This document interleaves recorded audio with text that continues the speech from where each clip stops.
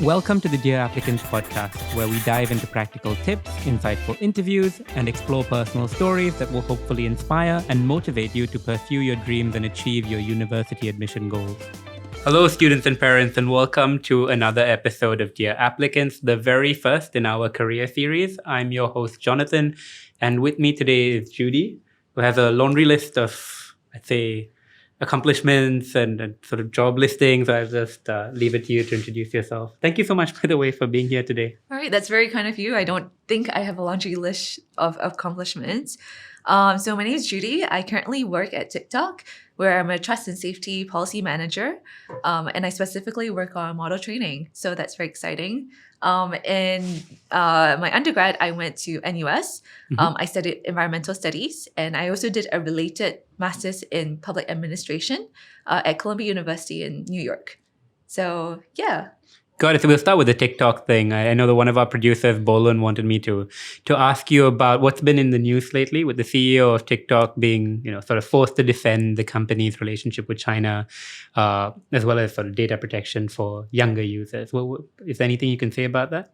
Right. So with the recent Congress hearing, my CEO show has really defended the work that TikTok has been doing in the area of trust and safety, which is what I work in specifically. So I'm really proud to work in this space. It has been a career transition for me. Previously, I did work in a related tech role in tech for public good. And I feel that trust and safety is the closest mirror to tech for public good, but in the private sector. And it's a really big department within most tech companies. So at TikTok, what that means is that we're protecting the platform and all of the user-generated content that's on the platform to be safe for other users that watch it. So you can kind of consider it to be like a policeman role, where we define what is safe or not to be viewed by our users on the platform. And a lot of this work is actually undertaken by human content moderators. Right. So, when something is posted on TikTok, it is going through extensive checks by humans as well as AI models. So I work on the AI model side of this, improving the way in which we're recalling videos to make sure that it's safe for our users. And so would you say that tech for public good or the work you did there is what made you decide, okay, trust and safety is something that I want to pursue? I say that they are similar in how they are both meaningful and impactful. Okay. But tech for public good would be a little bit different because the use case of the product itself is something that is used by the general public as a kind of public service. What were you doing at Tech for Public Good? Right. So I was working at the Smart Nation Digital Government Office. Okay. It's part of the Prime Minister's office here in the government of Singapore. And there I was working on IoT and smart city technology. So it's a little bit different. It's about how the government is investing in technology that actually improves the lives of citizens in their day-to-day. It could be anything from Trace Together, which you guys may be familiar with. Is that something you worked on? Not specifically, but on the IoT side, yes. And I also worked on some other governance standards related to IoT, which is not so visible to users directly. Sorry, what is IoT? Oh, IoT stands for Internet of Things. Okay. So that is the underlying technology in which something like a Trace Together token would be using to detect. So Bluetooth technology is one example of IoT. Okay. A lot of the students we work with are looking to jump into tech straight after university. Now, that's not a pathway that you had because you did work for the government for a little while and then you made the switch from Smart Nation to TikTok. What would you say to students who are looking at a career in tech broadly and see trust and safety as one possible avenue they can go into? I guess it's particularly attractive to students who did the humanities, right? Like the two of us. But yours was not particular. I guess your bachelor's wasn't really the humanities, No, it was more actually, the sciences. Yeah. But with someone who didn't have, computer engineering, computer science background, what would you say to kids who are like that? Right. I would say that it would be very important to pick up technical skills in addition to the training that you have in the humanities, which help you to frame policies, to think about principles, to help ground your work. However, a lot of the actual work does involve you having to work with technical stakeholders because it is a tech company after all. And many of your stakeholders might be fully in engineering, or they may be fully in data science. So speaking part of their language is very important. I would say like don't shy away, even if you are a humanities student, from taking some classes in SQL, which is a very simple programming language for data analysis mostly. Or you could, just get into some statistics classes, which is very important also for getting tables from different partners and stakeholders so that you can make good judgment. And also for designing experiments, because a lot of work being done in tech companies, especially at startups or big companies, is done through experimentation. So you might put together a little idea plan, you might launch it for a bit, see what happens, and then continue with making a decision or not. So understanding metrics, project management, statistics are all key skills that you may want to consider adopting.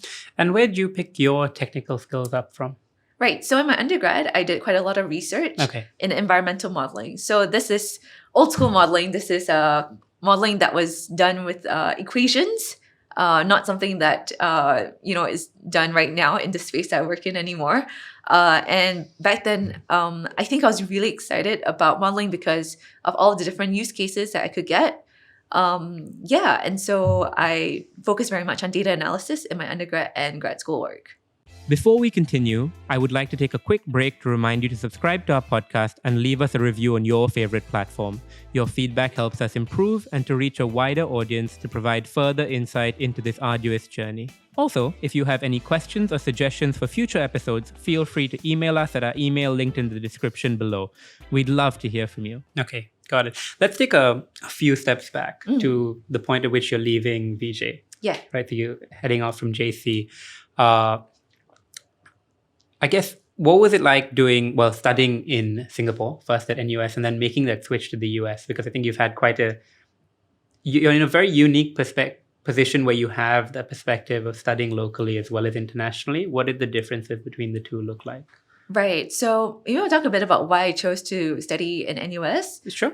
I think the idea behind it was that I had selected a degree that I was very passionate about, environmental studies. And it made sense, because it's environment studies, to study an environment that would be applicable to me. And so locally, that you always really made intended sense. to come back? Yes. So the environment looks very different the physical environment that you'll be studying as content will look very different if I had done an undergrad, say in Colombia straight away. I would have been studying scrubland or very different kinds of environments rather than what is available in Southeast Asia. So that was one big difference, and one of the motivations to do that research here in Singapore, because I felt much more connected to it. I was also very interested in urban studies at the time, and it made sense to study a cosmopolitan city such as Singapore, which is very different from what it would have looked like in New York. But I was very happy to have had that contrast also with Colombia, where I got to compare this. So for me, the main difference between the Singapore system and the US system was that in NUS, I was getting the local perspective. I was really studying what I wanted to in that degree that I had selected. And I had loads of extracurricular opportunities that I'm not sure I would have had I moved straight away to an overseas environment. Why do you say that? Is it because you had connections, or was it more you're just a lot more comfortable on home soil? Yes, so it's kind of like being comfortable at home. So I didn't have to settle in and find a new friend group immediately, because I suppose quite a lot of time was spent settling in and finding your tribe when you first arrive in a new country. But what I found was very valuable was that NUS provided me with many overseas opportunities right off the bat. So I did a research program with Imperial College London in my very first year. Was that a summer research program? Yeah, that's right. So I spent 3 months doing that. And I also went on exchange to the Netherlands. So I was able to have that overseas experience while also being Leiden? at home. No, I went to Utrecht. Utrecht, okay. Yeah. So that was really exciting. And I also stayed on campus in NUS in University Town, Newtown. When did you finish? When did you graduate from NUS? 2016. Okay, we missed each other by a year. I was at UTown as well. Really? I was there for 4 years, so did we not overlap at all? No. I only came in 2016. So I see. yeah, I would have just missed you. Right. So I feel like the collegiate living experience in Newtown was close enough to home, but it was also, home away from home in a way.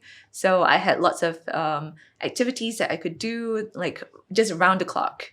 So you spoke a little bit about the academic opportunities you had, right? I think highlighted by the research project at Imperial. What were you doing on campus? And were there any connections that you made while you were at UTown that has helped in any way with your, either education, academic or professional life at all? Right. So the first question was about what I did at Imperial College. No, I said you said a little bit about the academic stuff. Right? Although I guess if you want to go more in detail about the research project at Imperial, feel free. Okay, all right. That was my first environmental modeling project where I worked on something that you guys may be familiar with, which is the Project Wolbachia, which was launched here in Singapore. It's mosquitoes that were genetically modified. Well, at the time that was about the project, but Wolbachia is not genetically modified. It's infected with a natural bacteria. And we're doing a risk assessment analysis and modeling of exactly how many mosquitoes at what frequency we need to release so that we could suppress the population. Wait, what? To reduce dengue. Okay. So it's to reduce dengue. Okay, got it. Yes. So that was the point. Yeah, sorry, I was very confused. Yeah, so I guess the second part of the question the second question entirely was, do you feel as though living in Newtown was something that was special, as opposed to, I guess, now more and more people are moving into dorms and sort of on-campus housing, but were there any connections you made, any extracurriculars you did that were non-research related or non-Imperial related that have helped in the long run? I think so I was part of the University Scholars Program in Newtown. Okay. Yeah, so I stayed in Simon College for all 4 years. I think the friendships I built there are long-standing up till now. I think that to me is extremely valuable. And because, it was in Singapore, I think these connections still are valid since I'm here. And in addition, I think there was a lot of social activity work that was that was being done as part of living on campus in Newtown. So we were very socially minded. We did a lot of volunteering, and we also designed lots of random projects that because we had the space in Newtown, we could do it. So I remember especially that massive green in the middle. Yeah. So one of my favorite memories or most chaotic memory that I treasure was that for one of my geography modules, we had the liberty to kind of design our own project about atmosphere. And we decided that we would measure the temperature distribution vertically as we went higher and higher up into the atmosphere, although we could not go very far up. So we thought that we would do this by flying drones. And that's what we did in Newtown. So comparing the temperature gradient in Newtown green versus a slightly more populated area. So and now why was that chaotic? Because I was not very good at flying drones. And back then the technology was not that so easy to hover. So think back to several years back, drones don't have an auto homing kind of function. They also couldn't fly directly straight up. So you had to really control it. You were trying to dodge amongst all of the folks running around playing frisbee. Oh, yeah. Yeah, so that was pretty fun. Did you end up getting the drone back? Yeah, we crashed it twice in the same day as well. But it survived. One of them is destroyed. One of them is destroyed. And how did the project end up? It was exciting. Actually, one of my group members, my teammates, she ended up going on to do a much more involved project for her thesis. Based on the chaos. Based on the exact same hypothesis that we had. What was your thesis about, by the way? My thesis was about land cover change in Punggol.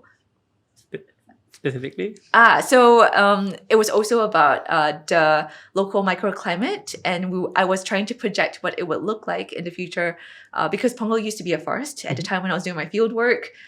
So I had done a carbon study of how much carbon was being captured by Punggol forest and also what the temperature at the time there was. And I compared it with, I did a projection of what it would probably be like in terms of felt temperature. Okay. Yeah. And So that was purely out of interest, right? I'm guessing. Have you been able to develop that any further, or? No, I think it's more like just another type of environmental modeling that I was really keen on. So climate modeling, it was a different kind of climate model compared to like public health environmental models and populations of mosquitoes. So I did several modeling projects leading up to my current life right now in TNS models. Got it. That's all for today's episode of Dear Applicants. Thank you so much for joining us. I hope that you found the content valuable and insightful. If you'd like to learn more about our guests or the topics we discussed, be sure to check out our show notes for links and further resources.